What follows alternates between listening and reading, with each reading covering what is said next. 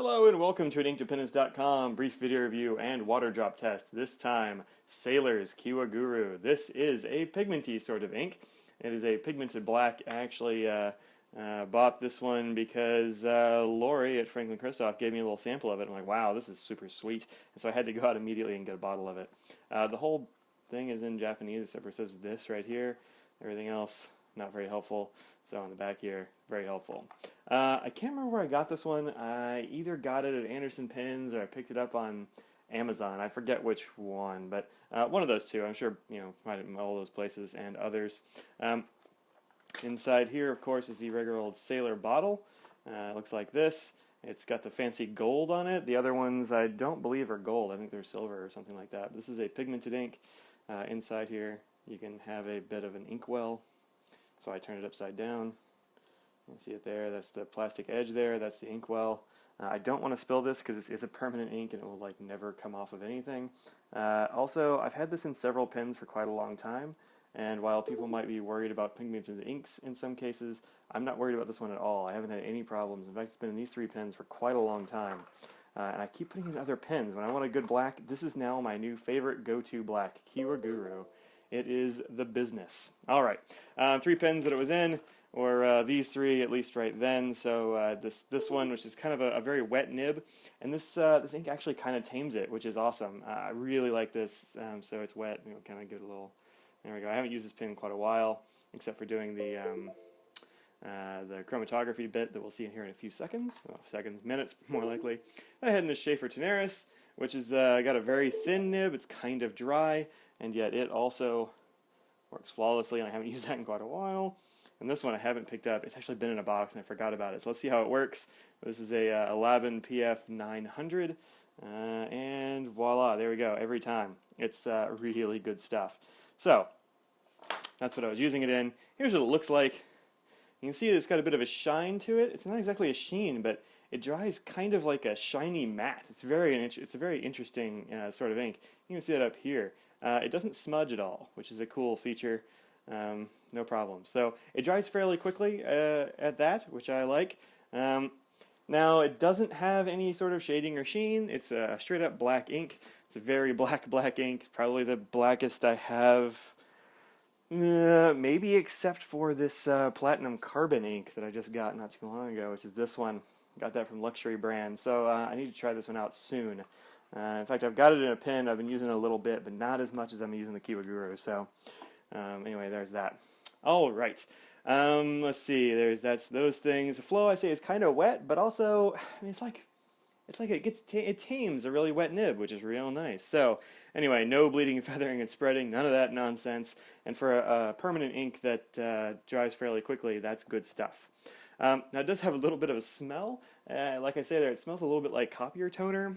I'm not sure exactly why, but I don't know, it does. It's got that little bit of a smell. It's not, I don't find it annoying. Let me sniff it again just to make sure. No, it smells like copier toner still, even though it's been in that pen for a long time. So if you're real sensitive to smells, this might not be the ink for you, but it was really good. Smudge as well after it dried. Oh, interesting. Oh, you know what it was? I wrote this actually before I got this pen adjusted, and it was crazy wet, and so it was putting out a lot of ink. That was what was going on. That's why it was smudged. But now, no problems. So anyway, I haven't seen any lately. So there's platinum carbon. That's in something right now. That's in a Levenger L-Tech. It's a big, broad nib. As you can see there, it's huge. Black cherry from Franklin Christoph and Loden, which is actually green. You can sort of see the hints of green there, but that's also in a very wet pen. Got a lot of wet pens going right now. I'm kind of into that. Anyway, this one is a fantastic black ink. Definitely check out Sailor Kiwa-Guro. I really like it. All right, so let's try the water drop test action here. Make that bigger. Shoot some water onto it carefully. Oh, that's a fair amount of water. Goodness. Big bore syringe. All right. And yeah, nothing's moving. Not even a twitch. So let's go ahead and mop it up because it's not doing anything at all. And look at that, a little bit of a twitch. You can see on here there's like 2 or 3 dots. That's all that we got off there. Let me make sure this is dry. If you swipe it left to right, you do get some smearing.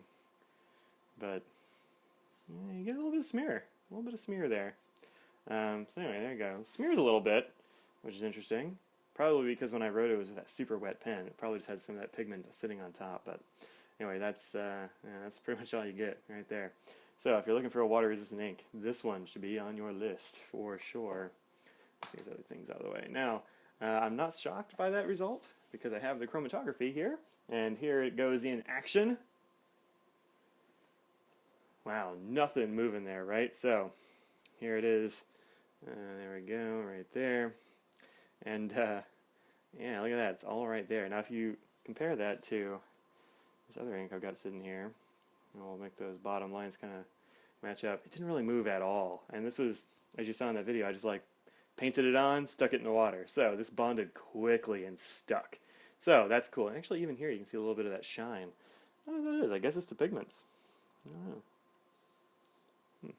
Yep. There you go. So this one, very good permanent ink. It bonds quickly. Don't spill that anywhere you don't want it to be. That's my advice. Let's see if it's done anything to this converter. Yeah, no, not at all. Hasn't done any staining. Nothing weird going on in there at all. Yeah, moves back and forth. Yeah. All right. Cool. So yeah, I'm not worried at all about having this in my pen. So there you go.